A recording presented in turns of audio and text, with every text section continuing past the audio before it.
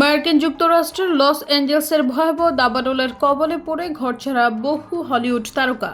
দাবানলের কারণে বাতিল হয়েছে বেশ কিছু হলিউডের ছবির প্রিমিয়ার, বহু ধারাবাহিকের শুটিং সহ নানান অনুষ্ঠান। জানা যাচ্ছে এই ভয়াবহ দাবানলের কারণে প্যাসিফিক প্যালিসেড এলাকার শত শত বাড়িঘরও ধ্বংস হয়ে গিয়েছে। বহু হলিউড তারকাই সুন্দরী পাহাড়ি এলাকায় কোটি কোটি মার্কিন ডলার খরচ করে বাড়ি বানিয়েছিলেন।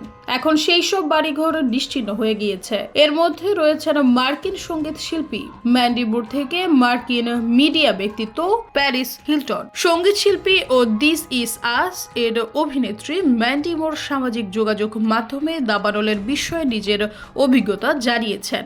মুর লিখেছেন, আগুন থেকে বাঁচতে আমি আমার সন্তান ও পোষা প্রাণীদের নিয়ে দ্রুত এলাকা ছেড়েছি।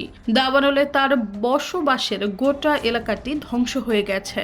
জুরাসিক ওয়ার্ল্ড তারকা ড্যানিয়েলা পিনেদার মতো হলিউডের তারকারাও লস এঞ্জেলসের এই দাবানলে তার বাড়ি হারানোর জন্য দুঃখ করেছেন। আবেগঘন ইনস্টাগ্রাম পোস্টে অভিনেত্রী লিখেছেন, এটি প্রথম বাড়ি যা আমি কিনেছিলাম।